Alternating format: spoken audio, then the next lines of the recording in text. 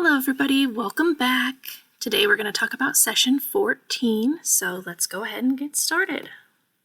I am Ra. I greet you in the love and the light of the infinite creator. We communicate now. Questioner. Going back over this morning's work, Dawn says something inaudible. You said the second density strives towards the third density, which is the density of self-consciousness or self-awareness. The striving takes place through higher second density forms invested by third density beings. Could you explain what you mean by this? I am Ra. Much as you would put on a vestment, so do your third density beings invest or clothe some second density beings with self-awareness. This is often done through the opportunity of what you call pets. It has also been done by various other means of investiture. These include many so-called religious practice complexes, which personify and send love to various natural second density beings in their group form. And speaking of, I'm sure you hear that noise in the background. That is a magpie asking to be invested in, so consider sending some love to the magpie group mind of second density. So yeah, here Ra's saying that we look at animals and we project a consciousness upon them, and that is what allows them to find their own self-consciousness by taking a pet dog and, all the different things that we can do with our pets. You can buy them clothes. You can start dressing them up in clothes. You give them a name. You give them a personality that you recognize. You take away the need for them to focus on survival and then allow them to explore other concepts through their mind that aren't focused on survival. So pets are a good way that we can invest in second density and help them find their self-awareness and come into third density. And then, as I mentioned before, there is also the attempt to send love to the group mind of a specific species as a religious sort of practice, and that's something that is also done to invest in second density. And in the conscious channeling archives, I'm sorry, I have to laugh about the bird. Part of me thinks I should stop and try recording later, but the other part of me thinks that it's probably just divine timing with this very noisy bird. In the conscious channeling archives, they talk about how there are higher density beings who invest in second density, not while walking on Earth, but by sending love and light. And so this is probably similar to what Ross talking about, how we invest in third density by sending love and light to the group mind of these species and helping lift their awareness little by little, so that maybe in a moment they can grasp their own self-awareness as an individual being and not as a part of this group mind. Since I just watched Star Trek The Next Generation, I will bring up another Star Trek episode that I feel like is pretty relevant to this quote that brings it into focus. And there's an episode called I, Borg, where the crew rescues an individual Borg, and the Borg is this group hive mind. They all act as one and in a very instinctual way, and they find this lone Borg who has been detached from the group mind, and they give him self-awareness. And the whole episode is really about that coming to a form of self-awareness. He gets a name, he starts to have friends, he has feelings for other beings that are personal, and animals are capable of that within their group mind and their group form, but it's sort of a function of that group form to form close bonds in a way that helps protect the group. So yeah, just another fun episode of Star Trek The Next Generation to watch that I think shows this, clothing second density beings with self-awareness and then watching them develop that self-awareness more and more to the point where hopefully then they become third density harvestable and can acquire a spirit complex.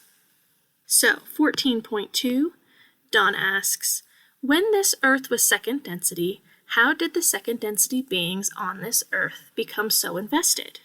And Ra says, there was not this type of investment as spoken, but the simple third density investment, which is the line of spiraling light calling distortion upward from density to density. The process takes longer when there is no investment made by incarnate third density beings. So like I just said, there were discarnate beings who were pulling that light upwards to the best of their ability in higher densities, not walking on Earth, but having that physical contact creates so much more potential for change. And it's basically the same as why higher density entities come and wander on Earth, because taking on a physical body and coming into an incarnation just allows you to actually engage with other beings in a much more direct way without infringing upon their free will. So, 14.3, Dawn asks, then what was the second density form? What did it look like that became Earthman in the third density? What did he look like in the second density? I am Ra. The difference between second and third density bodily forms would in many cases have been more like one to the other. In the case of your planetary sphere, the process was interrupted by those who incarnated here from the planetary sphere you call Mars. They were adjusted by genetic changing and, therefore, there was some difference which was of a very noticeable variety, rather than the gradual raising of the bipedal forms upon your second density level to the third density level. This has nothing to do with the so-called placement of the soul. This has only to do with the circumstances of the influx of those from that culture. So I find this one really interesting, and there's a lot here that gets my mind working.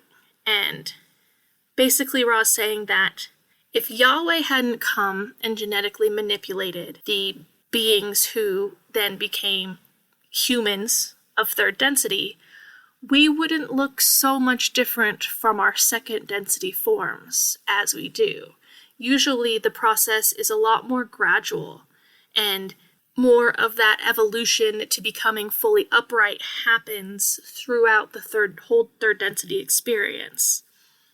So really, part of the consequences of the changes that Yahweh made in us was to make us feel a lot more separate from second density in a way that probably isn't quite so heightened in non-genetically manipulated beings. Because really it's this distancing from nature that causes a distancing from the Creator in a lot more stark way.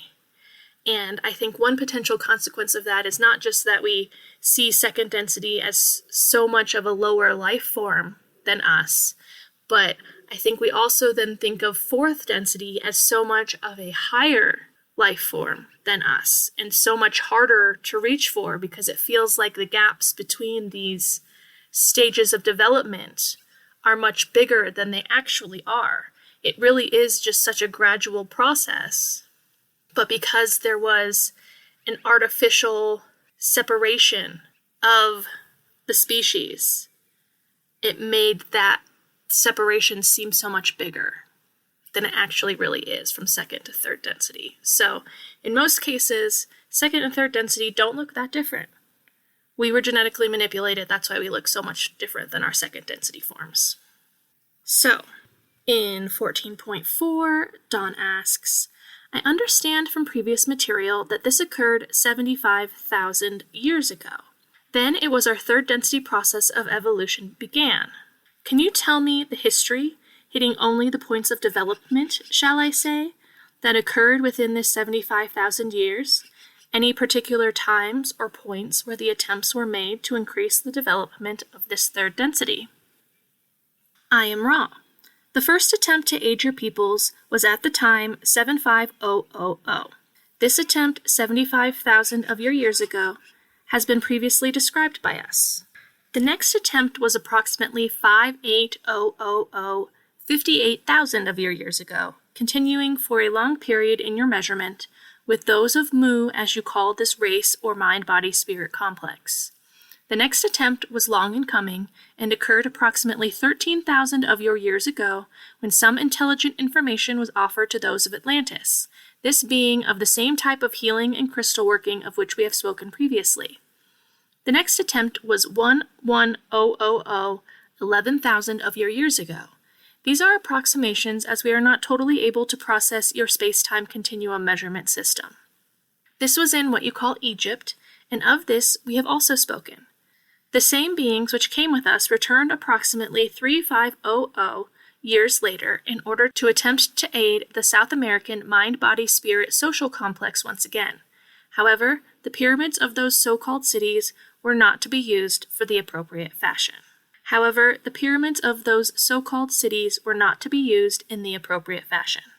Therefore, this was not pursued further. There was a landing approximately 3,000 of your years ago, also in your South America, as you call it. There were a few attempts to aid your peoples approximately 2300 years ago, this in the area of Egypt. The remaining part of the cycle, we have never been gone from your fifth dimension and have been working in this last minor cycle to prepare for harvest. So here we get a little bit more of the historical information. It's kind of a rehash of some of the stuff that Ra's already talked about. The first direct contact via the Confederation was 75,000 years ago when the Martians were brought here by Yahweh, and then there was an extended attempt 58,000 years ago where they were working with the Mu peoples, and then 13,000 years ago they gave information to Atlantis, which led to the destruction of Atlantis. And then 11,000 years ago is when Ra came and walked on Egypt, and at the same time a group walked in South America, and Ra decided to not come back, but 3,500 years ago, the South American group did come back and try again, but that's when it sounds like human sacrifice became a part of their culture, and so the Confederation left South America at that time. It's also interesting, too, Ross says that in the remaining part of the cycle, they have never been gone from our fifth dimension and have been working in this last minor cycle to prepare for harvest. So this is the only planet that they're working with in this now portion of time-space. They're just working with us. They're very focused on trying to help us through our harvest, trying to make sure that there are more and more people as many people as harvested as possible. And it's almost a futile effort, but they're really trying, and they see every single one who is harvested from their help and interventions and teachings as a resounding success, because if you can help one, you're helping the entire creator. And there still might be portions of the creator left behind, but you're still helping the creator, even if it's just one.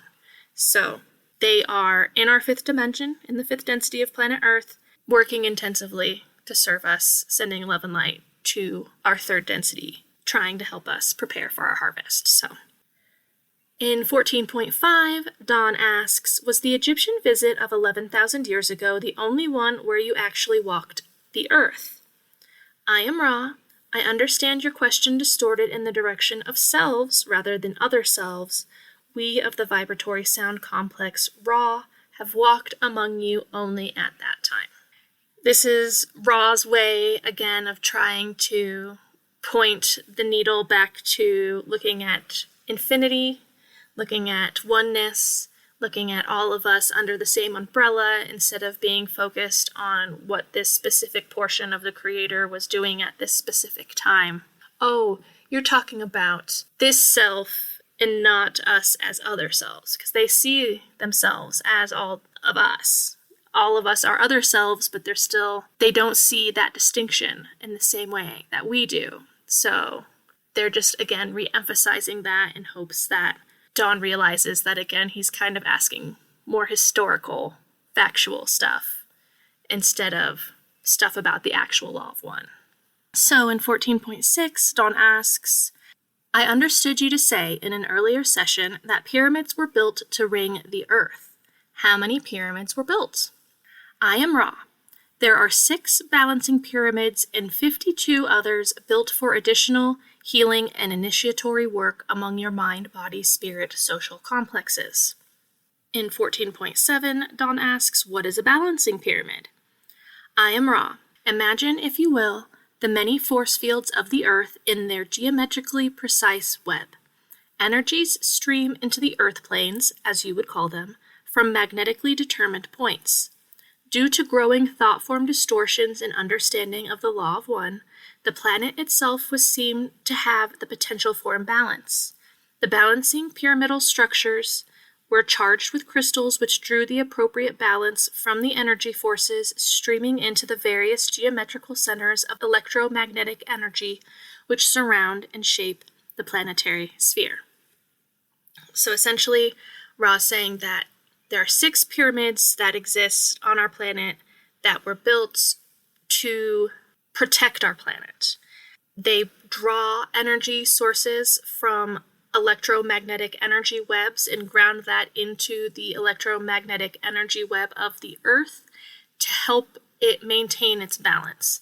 I'm guessing when they said that due to the growing thought-form distortions and understanding of the law of one, the planet itself was seen to have the potential for imbalance. I think they're talking about our society was tending more towards the negative manifestations of polarity, which would then, if enough people were going to be harvested negative, make the planet itself a negative planet, or also put us at risk of destroying our planet, like the Martians and the Maldekians did. So these pyramids were built to help balance out the planetary energy.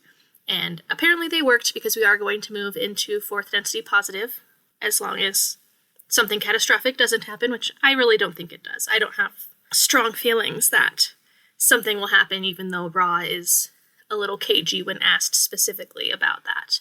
Yeah, so then there are 52 other pyramids that were built for additional healing and initiatory work. But 6 of the pyramids are for balancing. But here, Dawn's going to ask some more questions about that. In 14.8, Dawn asks, let me make a synopsis and you tell me if I am correct. All of these visits for the last 75,000 years were for the purpose of giving to the people of Earth an understanding of the law of one, and this way allow them to progress upward through the 4th, 5th, 6th densities. This was to be a service to Earth. The pyramids were used also in giving the law of one in their own way. The balancing pyramids, I'm not quite sure of. Am I right so far? I am Ra. You are correct to the limits of the precision allowed by language. And then Dawn asks, did the balancing pyramid cause the Earth from changing its axis? I am Ra. The query is not clear. Please restate. Questioner, does the balancing refer to the balancing of the individual who is initiated in the pyramid, or does it refer to the physical balancing of the Earth on its axis in space? I am Ra. The balancing pyramidal structures could and were used for individual initiation. However, the use of these pyramids was also designed for the balancing of the planetary energy web. The other pyramids are not placed properly for Earth healing, but for healing of mind-body-spirit complexes. It came to our attention that your density was distorted towards what is called by our distortion/understanding of 3rd density, a premature aging process. We were attempting to aid in giving the mind-body-spirit complexes of 3rd density on your planetary sphere more of a time-space continuum and one incarnation pattern in order to have a fuller opportunity to learn/teach the laws or ways of the primal distortion of the law of one, which is love. So, here then Ra is explaining that the balancing pyramids were used for initiation, but they were also used to actually balance the electromagnetic web of the Earth in hopes of reversing the problem of our premature aging. The other pyramids were just used for initiation and to help mind-body-spirit complexes, but these 6 balancing pyramids were for the Earth specifically. At one point, Ross says that we're supposed to have, in 3rd density, a 900-year lifespan, and that in Egypt, when things were kind of at their most bellicose, that their lifespan was like 45 years or something like that. So we've regained some of our potential lifespan. We still have a very, very abbreviated lifespan, which is part of what makes the catalyst of Earth so intense, because we should be having a longer time to process all of the experiences that come from being a human. And as you age, you gain wisdom and perspective. And, I'm almost 40 years old. I have twice as much perspective as I did when I was 20 years old, essentially, maybe more. It might be something that grows exponentially. But, if I could live to be 400 years, then maybe I'd be at least 10 times more aware and have a wider perspective than I do right now, which would be awesome to have that all build up in one incarnation. But that's what makes Earth so potent. And that's what makes polarity so available for us. Because our lifetimes are so intense, our ability to process and gain awareness is so shortened that we really do have to rely a lot on faith. And that faith is a really big driver of polarity. So Ra wanted to give us more of an opportunity so that we weren't dying at age 40, at this age that I'm at now.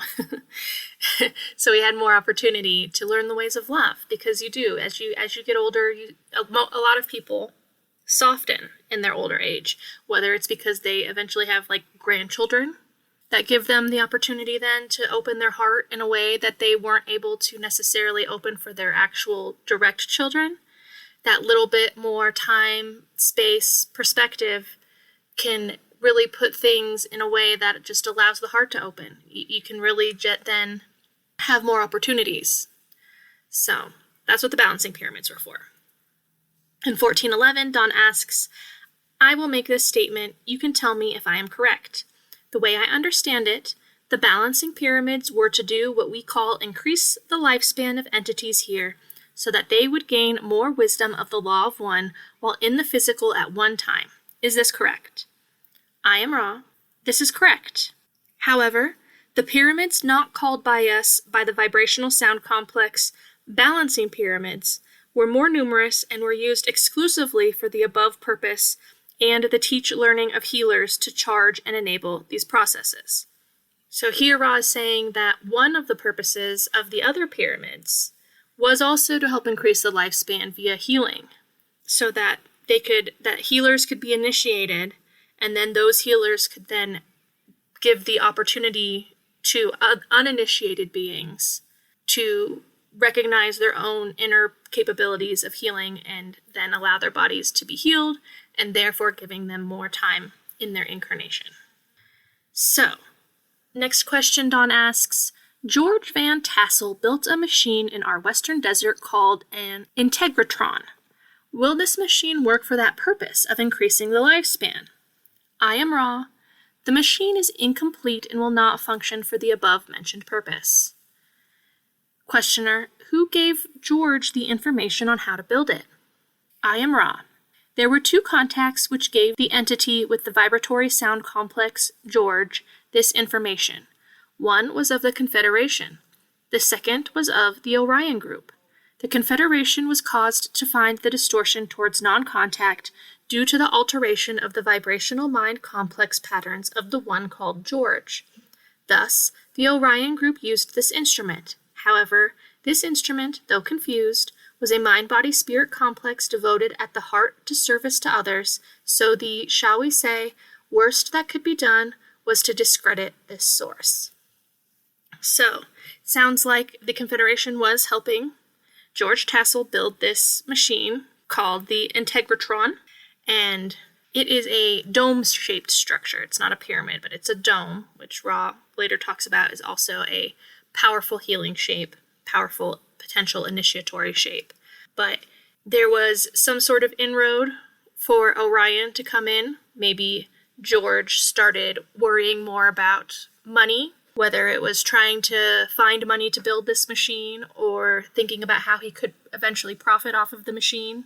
I think that's one of the big ways that Orion can then come in and sort of alter the vibrational mind complex patterns of a being who is initially beginning a project that they want to use to serve others, but then third density stressors come about and set in, and so then the Confederation wasn't able to help George anymore because he was altered in his desires, in the purity of his desire to serve others, essentially. And the Orion entity was then able to discredit this source. I'm not sure if that just literally means they gave him bad information, So this potential healing machine that he was building when he was working with the Confederation then just became useless once he began focusing on the Orion teachings, because, again, Orion is here to offer proof when we want proof, and the Confederation is more focused on faith-based teachings. They don't want to infringe upon our free will by giving us proof that something is true or something is not true. So I can see, being involved in this great big project, wanting some sort of proof that it's going to work out in whatever way. Orion was then able to come in and take over this project. And Ross says too that George was still very much at the core of his being desiring to be service to others. He just got confused. And I believe that's probably the story that happens so many times over. You want to serve, but then certain thought form distortions twist that desire to serve in ways that then begin to infringe upon the free will of others. And you can't really gain positive polarity then if you're infringing upon the free will of others. So you just kind of start spinning your wheels. And apparently that's what happened to George. So in 14.14, Dawn asks, would there be any value to the people of this planet now, at this time, to complete this machine? I am Ra. The harvest is now. There is not at this time any reason to include efforts along these distortions towards longevity, but rather to encourage distortions towards seeking the heart of self. For this which resides clearly in the violet ray energy field will determine the harvesting of each mind-body-spirit complex. So I think basically what Ross is saying here is that the reason that they built these balancing pyramids thousands of years ago was because we still had a long time left before harvest, and it's more conducive to creating harvestable entities that the subsequent incarnations had some length to them, so that this experience could build upon itself. And, when we come into a new incarnation, we don't have direct access to our memories from previous incarnations, but we do have biases that come from those previous incarnations. So if you have just several short lifetimes, because you can't have a longer lifetime, not because you're planning on short lifetimes for some specific reason, but because you just actually can't have a longer lifetime, it's harder to build up that kind of bias that would then carry over into the next incarnation and then the next incarnation. So right now, this is harvest time. There aren't many incarnations left for us to have the proper violet ray configuration to become harvestable. So instead of worrying about how to lengthen the lifespan, it's more important to seek the heart of self, to go within and to make the choice, and in the moment, find a way to manifest that choice into a harvestable level of vibration. So in 14.15, Dawn asks, going back to the start of this 75,000-year period, there was the harvesting 25,000 years after the start, which would make it 50,000 years ago, I would assume. Can you tell me how many were harvested from our planet at that time? I am Ra. The harvest was none. Questioner. There was no harvest? What about 25,000 years ago? Was there a harvest then? I am Ra. A harvesting began taking place in the latter portion as you measure time-space of the second cycle, with individuals finding the gateway to intelligent infinity. The harvest of that time, though extremely small, were those entities of extreme distortion towards service to the entities which now were to repeat the major cycle.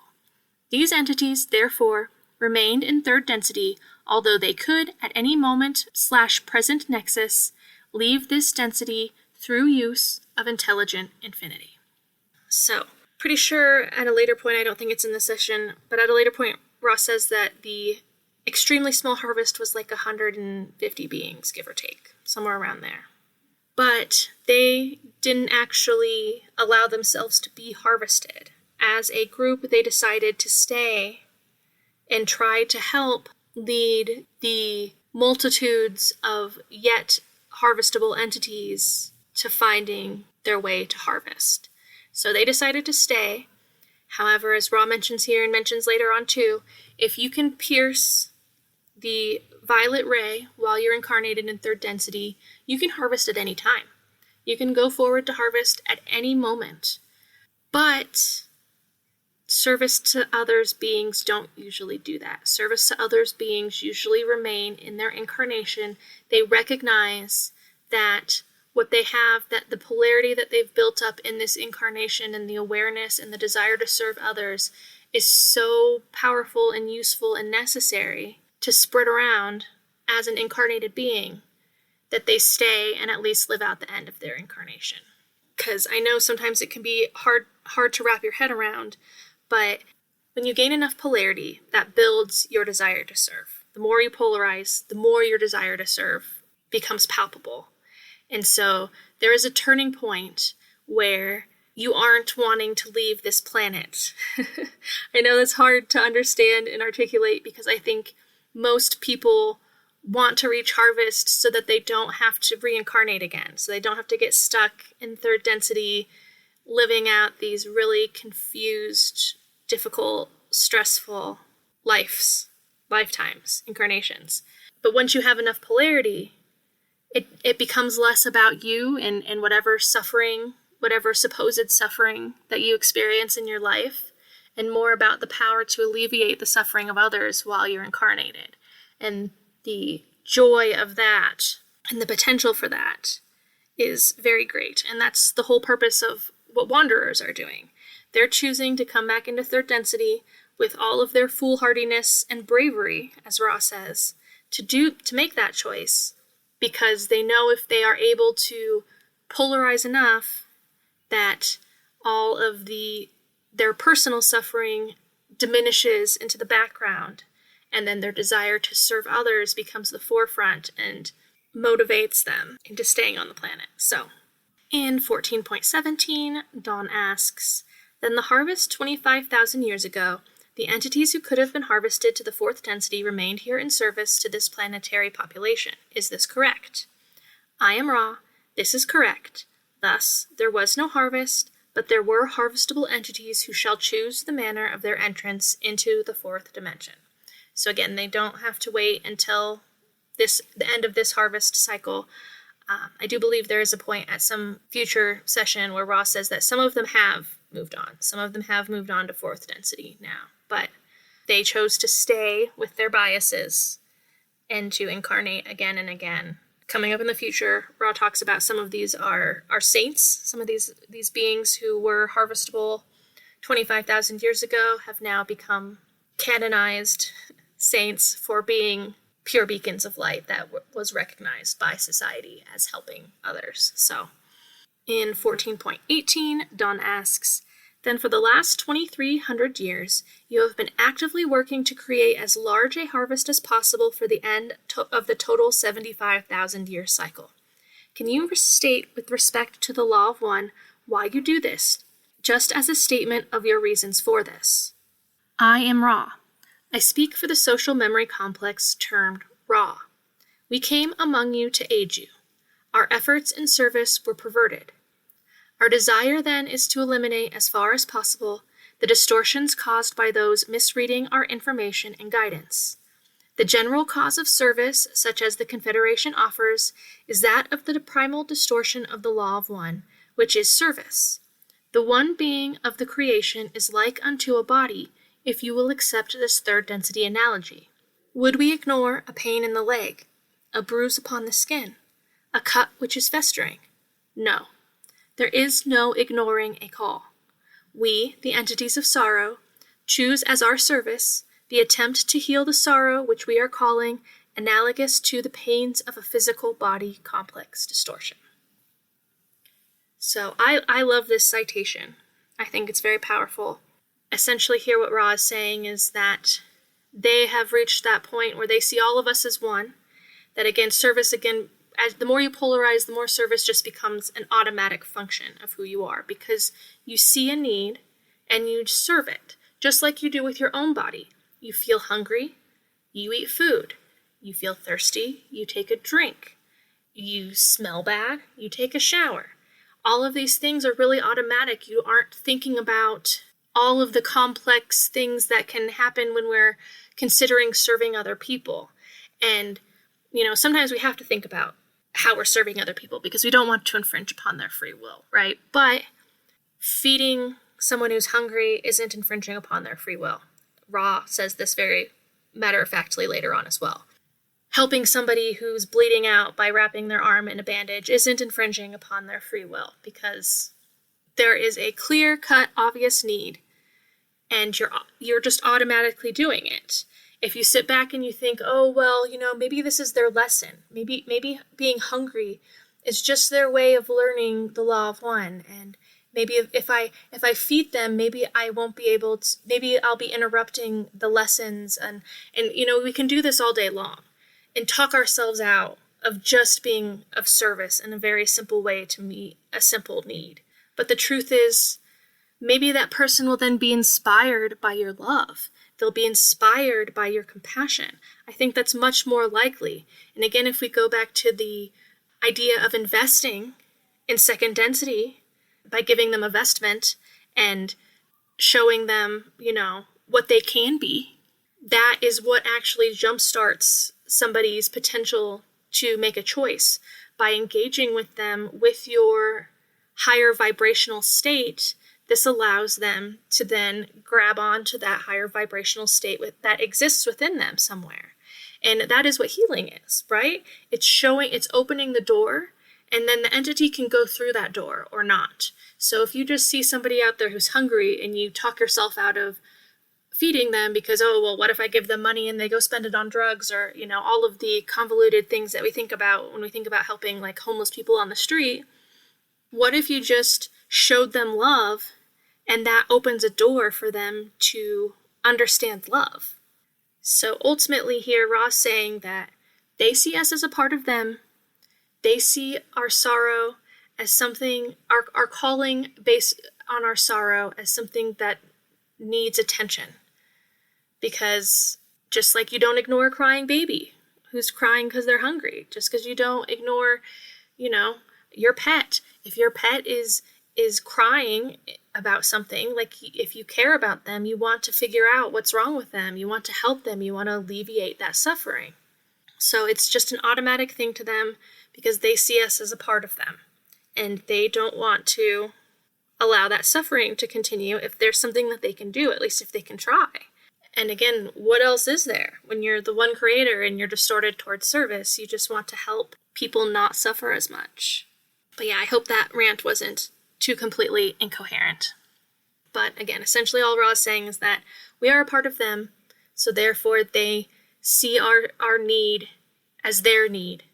And if we're calling for something that they can give to us, they're just going to give it to us without thinking about it, just as they would do that for their own personal selves. So in 14.19, Dawn asks, at what density level is Ra? I am Ra. I am 6th density with a strong seeking towards 7th density. The harvest for us will be in only approximately 2.5 million of your years, and it is our desire to be ready for harvest as it approaches in our space-time continuum. So, Ra's 6th density, they're actually very late 6th density. They're coming right up upon their harvest. It's only 2.5 million years away. So they have to be prepared, which is why they're trying to fix the things that they did that caused a lot of distortions in our planetary sphere. They want to balance love and light to the ultimate degree so that when their harvest comes, they're totally ready to just walk across the threshold into 7th density. And in 14.20, Dawn asks, and you ready yourself for harvest through the best service you can provide, is this correct? And Ra says, this is correct. We offer the law of one, the solving of paradoxes, the balancing of love-light and light-love. And in 14.21, Dawn asks, how long is one of your cycles? I am Ra. One of our cycles computes to 75 million of your years. So the first number that Ra gives is actually different than the second number. They actually said 750 million of your years. And Dawn asks a follow-up and asks 75 million, and Ra says that is correct. But Ra does struggle with numbers, and they do say at another point that sometimes when they misnumber something, that just carries through until they recognize that they have misnumbered something. So it's up in the air. I think that it's probably 750 million, because just for some other data points that Ra gives later, and again, it's hard to say for sure because Ra could be wrong when they give any of these numbers, but they say that fourth density is 30 million years, and that Ra's third density harvest was 2.6 billion years ago. So it seems to me that it's likely more on the upper end of the number, up at 750 million years. That's my guess. But ultimately, it doesn't really matter, right? What does it matter? It's an illusion to them anyway. Time is. They're just trying to give us a workable number, and it seems like they probably didn't even give us the right workable number. But in 14.23, Don asks, in your service in giving the law of one, do you work with any planets other than Earth at this time or just Earth? I am Ra. We work only with this planetary sphere at this time. So they're very intensively working with us. As I said earlier, this is their focus right now. They have worked with other spheres. Obviously, they worked with, obviously they came from Venus. I'm pretty sure it's implied that they were the ones who helped the Maldekians become untangled from their knots. I'm not sure if that's explicitly stated, but I think that's kind of something you can maybe infer from what they're saying. But anyway, they've worked with other planets. Ra says that there's like 500 planets that this Confederation serves. So we aren't the only planet that they've ever served, but we're the only planet that they're serving right now. So in 14.24, Don asks, you stated that you are called by 352,000 Earth entities. Does this mean that this number is the number who will understand and accept the law of one? Am I correct? I am Ra. We cannot estimate the correctness of your statement, for those who call are not in every case able to understand the answer to their calling. Moreover, those who were not calling previously may, with great trauma, discover the answers to the call nearly simultaneously with their late call. There is no time-space in call. Therefore, we cannot estimate the number of your mind-body-spirit complexes which will, in your space-time continuum distortion, hear and understand. So, there are people who are calling for help from the Confederation, but their call isn't articulated enough. Their mind complex isn't properly configured to know exactly even what they're calling for. There's just a portion of them that is calling for something. And Ross says that, just because at this time-space nexus that there's 352,000, that doesn't mean that all of them will understand the law of one, and that doesn't mean that that's all who is ever going to call for Ra. And sometimes people will call late, and in that exact moment of their calling, then recognize the law of one in some distortion that helps alleviate the trauma that has occurred to facilitate this call. So they really say that because of all of these things, they have no way of actually putting a count on how many will understand their message at any given time. They just know how many are calling at once. And so in 14.25, Dawn asks, how do you perform your normal service? How have you normally given the law of one over the last 2,300 years? How have you normally given this to Earth people? I am Ra. We have used channels such as this one, but in most cases, the channels feel inspired by dreams and visions without being aware, consciously, of our identity or existence. This particular group has been accentuatedly trained to recognize such contact. This makes this group able to be aware of a focal or vibrational source of inspiration. So, here Ra is saying that they inspire people in lots of ways, usually dreams or visions. I think in a lot of ways, too, that art, obviously, is inspired by higher density beings, songs, poetry, books. These things are inspired sometimes by higher density beings. But Don, Carl, and Jim had trained in channeling for so long that they were able then to recognize this contact for what it was and to have a more direct communication from Ra because they could recognize it. whereas they usually have to have a lighter touch because they can't just show up in people's dreams as the Egyptian Ra. I'm sure they do sometimes, but that isn't always going to be meaningful to people. That isn't always going to be what inspires people, even if they are calling for Ra. That's still just a very small portion of Ra's identity. And, as we know, even when Carla was first contacted by Ra, she immediately went to Egypt. And I'm sure that's partly a bane on their existence, because it was so long ago and their teachings were so distorted that that's not really a good referent for who they are and what they're doing. But so at 14.26, Dawn asks, when you contact the entities in their dreams and otherwise, these entities, I assume, have to be first seeking in the direction of the Law of One. Is this correct? I am Ra. This is correct. For example, the entities of the nation of Egypt were in a state of pantheism, as you may call the distortion towards separate worship of various portions of the Creator. We were able to contact one whose orientation was towards the One. So, it's another thing that Ra says later. Sorry about that. Again, that's why I hope that most people who are listening have read most or all of the Ra contact before listening to this, because I am referencing a lot of things that Ra says later. But Ra says that in most of our holy books, there is a pathway to the One, to understanding the One infinite Creator, even if it's in a distortion of thinking of them as God or Allah or whatever. So for those who are purely seeking, that path is there, and people have to have at least some understanding of this concept of unity to be able to receive anything from Ra that would be useful as far as inspiration goes. And in 14.27, Dawn asks, the trauma, I'll just call it that. I assume this will, as the cycle ends, have some inconvenience. There will be some entities who start seeking or get catalyzed, you might say, into seeking because of the trauma, and will then maybe hear your words through possibly telepathy or written material such as we will publish in this book. I am Ra. You are correct, except in understanding that the inconveniences have begun. So, here Ra's just saying that we're already at the end of the cycle. Things are already happening. Catalyst is already happening to try to wake people up in their last minutes on the clock. Clock is ticking, so things are happening to try to get you to wake up. The alarm clock is screaming at you, right? So these inconveniences have already begun.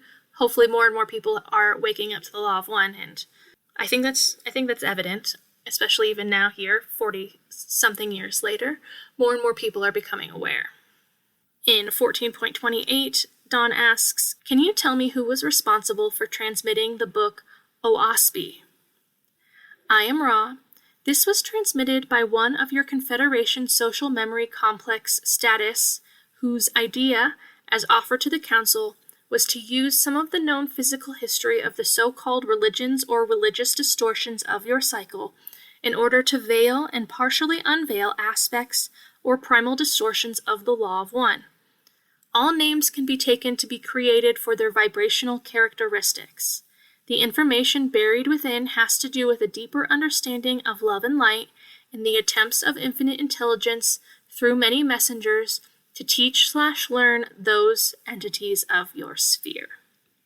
So, I recently started reading Oaspi, and it's a very dense book. It was written at the end of the 1800s. It's written in very thick, esoteric language, and it's, again, as Ra explains here, it's very much rooted in mythology, but in like a new mythology, using the characters that we all know, but telling their story in a slightly different way. And so I'm going to try to read through it at some point. I've gotten more and more into reading these books by Ra again in the short term, but I think there might be something in there that's interesting, because it was a Confederation social memory complex that got their idea approved by the Council of Saturn. So there's something useful in there for humans. And the writer of the book, he spent, I think he said 10 years working to purify himself, to prepare himself to have this contact. He didn't know what was going to happen. He just was seeking in that way. And he knew if he dedicated his life to this, that something would happen. And same with the LL group. They dedicated their life to channeling and to trying to bring messages from somewhere else that weren't rooted in the consciousness of the heavy third density thought forms that we all are forced to exist within. And then they found something. And yeah, it was done through automatic writing on a typewriter, which was a very new contraption at the time. He got this typewriter. He was told to get the typewriter. He would sit down at his typewriter every day. His fingers would just automatically type out the words. He was told not to read it until it was done, and it took him about a year. He typed out this whole book. It's like 800 pages or something. So a waspy, confirmed Confederation, but even harder, in my opinion, in my experience, to read than this. Might be my own bias and distortions, but it was probably easier to read and comprehend by the people of the time period when it was released. So in 14.29, Don asks, have there been any other books that you can name that are available for this purpose that have been given by the Confederation? I am Ra. We cannot share this information, for it would distort your discernment patterns in your future. You may ask about a particular volume. So again, they can't tell Don what books to go read, because he would go and just read those books. But Don has read a lot of channeling books already, so they're saying that, you can ask about books that you already know about. We can't just, give you this information and tell you where to go looking, because that will change your future. So in 14.30, Don asks, the Urantia book, which I haven't read. Who gave that? I am Ra. This was given by a series of discarnate entities of your own earth planes, the so-called inner planes. This material is not passed by the council. So here Ra talks about inner planes entities, and these are beings who have, I think, technically aren't incarnating. Maybe they are still incarnating, but they have a consciousness that exists in a discarnate state that is teaching from that realm. They are part of the earth.